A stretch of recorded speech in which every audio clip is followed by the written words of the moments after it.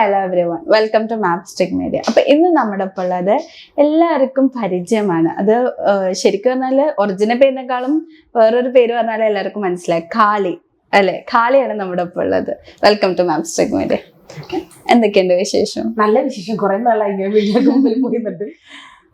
പക്ഷെ മീഡിയ ഇങ്ങനെ ഒരു ഇന്റർവ്യൂ ഇല്ലെങ്കിലും എപ്പോഴും എവിടെയൊക്കെ പ്രസൻസ് ഉണ്ട്. കാണാൻ പോകാൻ പറ്റാത്ത അവസ്ഥയാ. കാണാൻ പോയാ അപ്പൊ കയറി വരുന്ന എൻട്രൻസിൽ കൂടെ തന്നെ എടുക്കും. പിന്നെ തിയേറ്ററിന്റെ അകത്ത് ഇത് കാണും. പിന്നെ കുറെ പേരുടെ ഈ ബോഡി ഷേമിങ്ങും ഒക്കെ കാണുമ്പോ പിന്നെ ചെന്ന് വീഡിയോക്കകത്ത് ഇതാക്കും. പിന്നെ അത് കട്ട് ചെയ്ത് പീസാക്കി സാമ്പാറിന്റെ കഷ്ണം അവിയലിന്റെ കഷ്ണം ഒക്കെ ഇട്ട് പബ്ലിക്കിൽ പോസ്റ്റ് ചെയ്ത് ഇപ്പോഴും ചോദിക്കുന്നത് എൻ്റെ അടുത്ത്, നിങ്ങളല്ലേ മറ്റേ 1 ലക്ഷത്തിന് വരാന്ന് പറഞ്ഞു. ഞാൻ പറഞ്ഞു അപ്പൊ ഒന്ന് ആലോചിച്ച് നോക്കുക. മുമ്പൊരു കഥ പറയും, ഒരു കടുക് പൊട്ടാണ്ട് കറിയിൽ കിടക്കണം.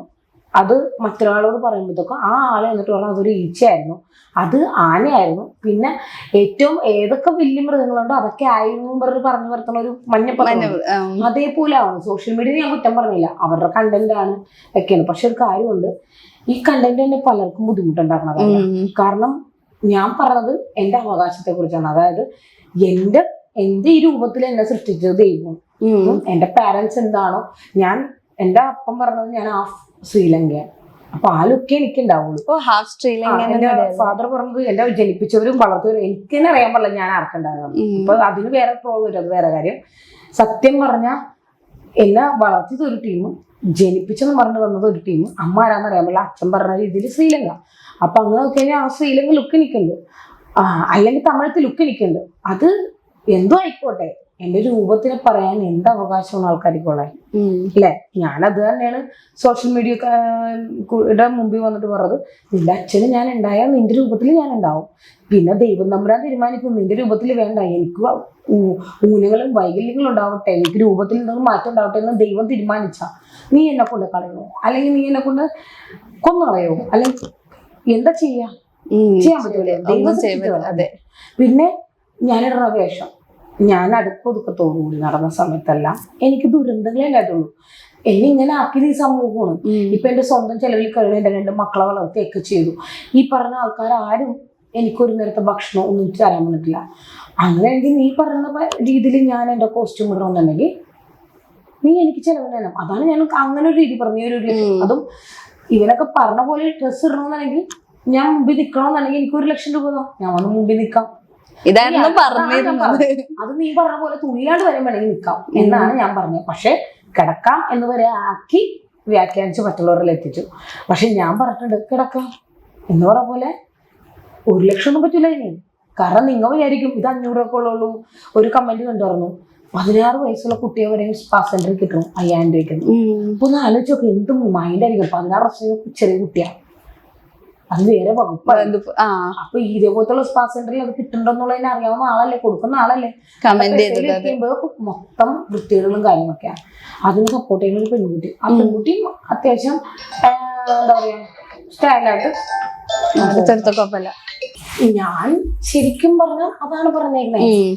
എന്റെ സഹോദരല്ലേ. ഇപ്പൊ ഒരു ലൈവ് ഇട്ടപ്പോഴത്തേക്കും എന്നാ പിന്നെ നീ ആ ടീഷർട്ടും കൂടി ഊരിക്കളയുന്നു. അപ്പൊ ഞാൻ പറഞ്ഞ അതെന്റെ ഇഷ്ടമല്ല, നിങ്ങളുടെ ഇഷ്ടമല്ലേ. അപ്പൊ ഇപ്പൊ കാര്യം പറഞ്ഞപ്പോഴാണ് ഒരു വീഡിയോ കണ്ടായിരുന്നു. ഇതേപോലെ ഒരു സിറ്റുവേഷനിൽ എന്തോ പ്രൊവോക്ക് ചെയ്തപ്പോ എനിക്കും ഉള്ളത് തന്നെയാണ്, എല്ലാവർക്കും ഉള്ളതാണ് എനിക്കും എന്നിട്ടുള്ള രീതിയിലൊരു വീഡിയോ കണ്ടായിരുന്നു. എനിക്ക് ഇത്തിരി വണ്ണം കൂടി, കാരണം എന്റെ ഹെൽത്ത് ഇഷ്യൂസ് എനിക്കല്ലേ. ഇപ്പൊ ഞാൻ പറയട്ടെ, ഒരു പെണ്ണിന്റെ അവയവം വലുതാവണത് അവരുടെ ഹോർമോൺ ചേഞ്ചും ഒക്കെ ഒരുപാട് പേർക്കുണ്ട്. ഞാൻ എന്താ പറയുക, ഒരു നാടിന് വേണ്ടി ഫോർട്ട് കൊച്ചി കൾച്ചർ വിട്ട് ആ നാടിന്റെ കൾച്ചർ സ്വീകരിച്ച ആളാ. നമ്മുടെ നാട്ടിൽ തന്നെ പല കൾച്ചർ ഉണ്ടെന്നേ. കൾച്ചർ ഫോട്ടോ ഞാൻ പറയട്ടെ, ഇത് തന്നെ വിദേശികളോട് തന്നെ ഉണ്ട്. അവരെ നിങ്ങള് ആരെങ്കിലും തുണിപിടിപ്പിക്കാനൊന്നും ചെല്ലാൻ പറ്റുമോ? പറ്റില്ല. ഇതേ വ്യക്തികൾ തന്നെ വേറെ ഏതെങ്കിലും നാട്ടിൽ പോയാൽ അവർക്ക് ജീവിക്കാൻ പറ്റുമോ? അവരുടെ ഉള്ളിൽ ഇതൊക്കെ തന്നെ ആയിരിക്കില്ലേ. പിന്നെ ഇതേ വ്യക്തികളുടെ പ്രൊഫൈൽ നോക്കിക്കഴിഞ്ഞാൽ അത് ഭയങ്കര മോശമുള്ള കാര്യങ്ങൾ തന്നെയാ. ഒന്ന് പറയട്ടെ, സ്വന്തം ഇപ്പൊ ഇവർക്കൊക്കെ വേണ്ട പബ്ലിസിറ്റിയാ. അത് ഇപ്പൊ മീഡിയയിൽ പറഞ്ഞ പോലെ നെഗറ്റീവ് കമന്റിലൂടെയാണ് ഞങ്ങൾക്ക് ഇത് വൈറലാവാൻ പറ്റുന്നെങ്കിൽ, ഇതേപോലെ തെറി പറയുന്ന ഇഷ്ടപ്പെടുന്ന ഒരു അതുണ്ട്. പിന്നെ പെണ്ണുങ്ങളെ തല്ലുകൊണ്ട് നമ്മുടെ ഫീറ്റ് ലവർ എന്നൊക്കെ പറഞ്ഞ് കുറച്ച് ഗ്യാങ് ഉണ്ട്. അവർക്ക് എന്താ ആവശ്യം?